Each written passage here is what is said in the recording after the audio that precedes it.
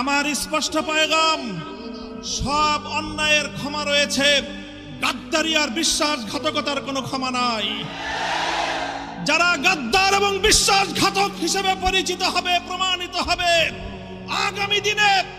তাওহীদি জনতা তাদেরকে ঠাঁই দেবেন না ইনশাআল্লাহ। ওলামায়ে কেরাম, হেফাজত নেতৃবৃন্দ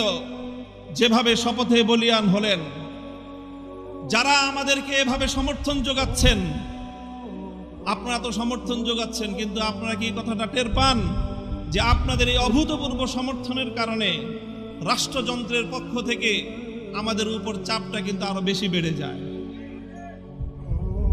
এই যে আজকে আমাদের উপরে এই অকথ্য নির্যাতন, এই যে লাঞ্ছনা, এই যে গঞ্জনা আমাদের উপর, কারণ এদেশের মানুষ আমাদেরকে ভালোবাসে, কারণ আমরা যেখানে যাই মানুষ আমাদের প্রতি আবেগ এবং